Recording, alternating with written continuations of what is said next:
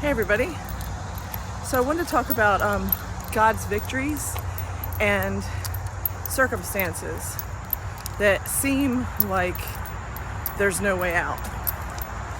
And essentially, God is always working on us to test our faith, to test our patience, to keep tabs on us in terms of, are we continuing to grow in the gifts of the Spirit, patience, understanding, compassion, those types of things, humility. And to do that in the midst of adversity, in the midst of storms, in the midst of circumstances that are quite challenging. And we're tested time and time again. Did we handle that situation well or not? Could we have bit our tongue and maybe silence was the best option in that particular circumstance? So we are being groomed, we are being leveled up. Whether we like it or not, we are being trained or indoctrinated into what and who Jesus wants us to become, who God our Father wants us to be, children of His kind. And that means following in His way, not the world's way, in His way. And the thing is that many times we fall short. We fall short in the sense that we lose our temper. We fall short in the sense that, we want our way and we aren't maybe considering somebody else's perspective. But we want what we want when we want it in our timing. And there may be several moving parts in this scenario, and all of those moving parts need to be lined up in a particular fashion, which takes time. And we get impatient looking at the circumstances and say, I don't have what I want, therefore God isn't paying attention to me, and we can take an attitude against God. So these are all reminders that no matter what's going on, that, God really does have our back. We just need to exert some more patience. And sometimes things have a different way of ending up than the way that we imagined. So I wanted to share an experience in regards to expectations, okay? Now, I have been an Apple girl my whole life, meaning I use Apple Macintosh products. As soon as they came out in the 80s, I was using Macintoshes, so I've always been having an Apple Mac as my computer, as my iPhone, etc. That's the system that I bought into, and that's the system that I use. So, being that I have a background in graphic design, that was the computer at the time when all of these things started, that if you wanted to do those types of things with graphics, you needed to have a Macintosh. So you needed to have an Apple.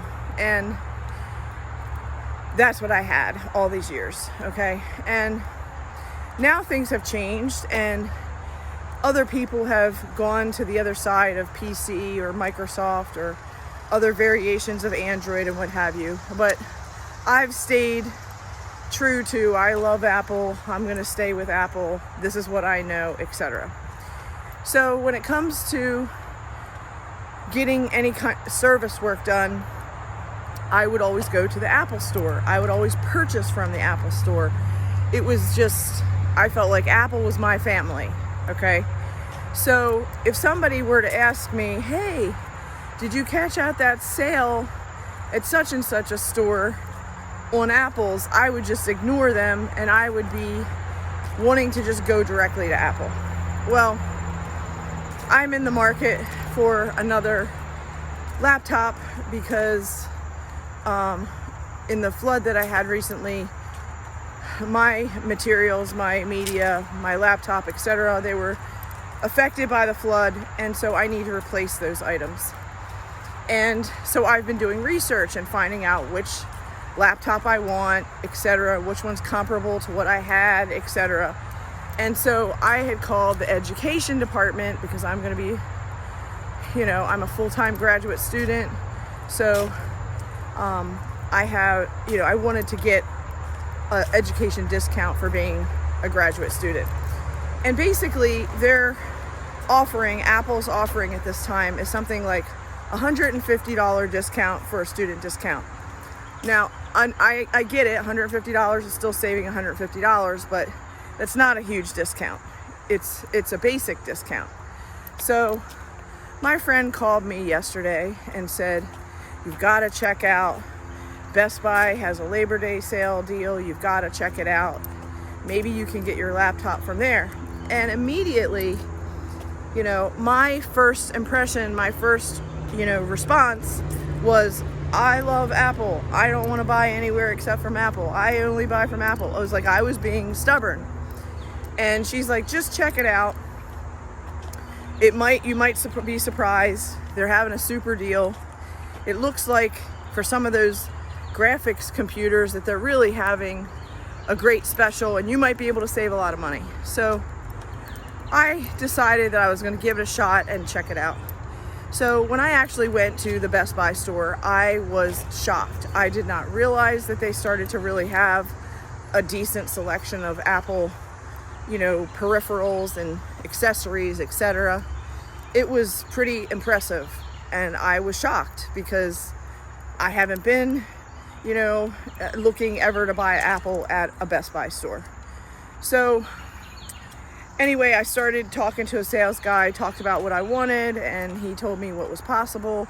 We started talking prices, and when he had a price that he was looking it up, I asked if I could screenshot his phone with that price, and he was like, no problem.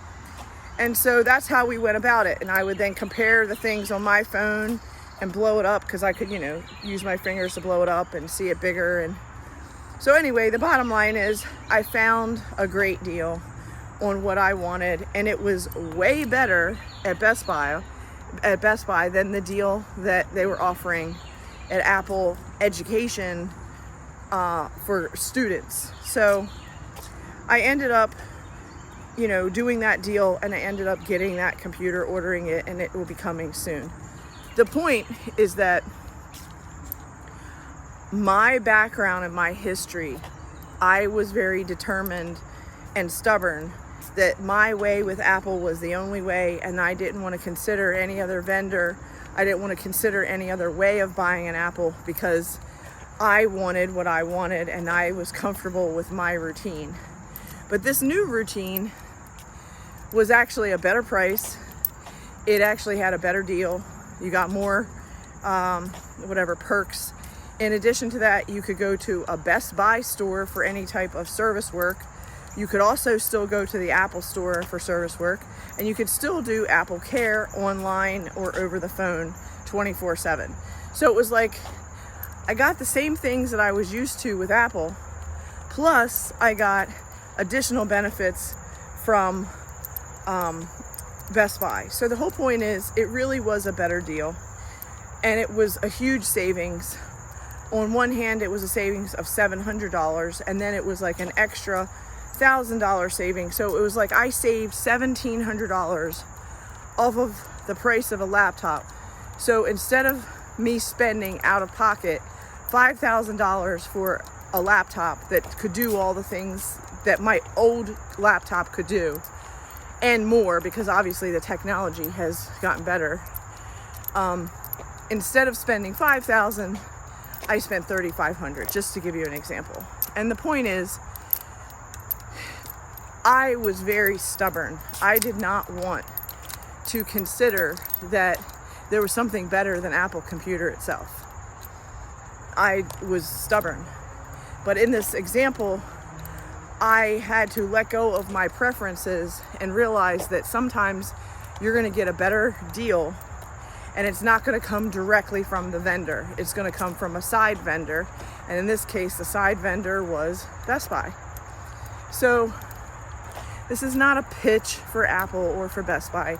It's to show that sometimes we make decisions, and when we make our decisions, we're making them based on our limited information about what we know. And it still comes back to that landmark model that I've referenced before. You've got the dot, and the dot represents everything that you know. So I know about ballet. Then you have the pie slice. It's surrounding the dot, and the pie slice surrounding the dot is everything that I know that I don't know. I don't know about astronomy. Let me say that again. Yeah, I know that I don't know about complicated math, meaning I know math, but I don't know about complicated math. And then I don't know about astronomy. So that's the Pac-Man, the 3/4 of the pie. And then outside of the circle is the mystery of the unknown. And outside of the circle, I know nothing. It's outside of my reach. It's outside of my grasp. It's beyond my level of understanding. And that's where God lives. God lives in that mystery, in the unknown, in the He knows better than we could ever know better for ourselves. And so here I am staying in that I know what I know dot, that little tiny speck of what I know. And I'm like, I know Apple. I know this. I want to buy with this company. And that's just the dot. And meanwhile, God's trying to take me outside of that circle, out in the unknown of a totally different vendor that I don't know about. And I'm like, wow, this is a great savings of money. I still can have my phone calls directly with Apple if I so choose. So it's savings, great savings of money. And it was unknown to me. And that's an example of how God works. He does it in unknown ways. And a lot of times He's trying to show you a better path than what you thought you were going to do for yourself. I hope that helps. Have a good one.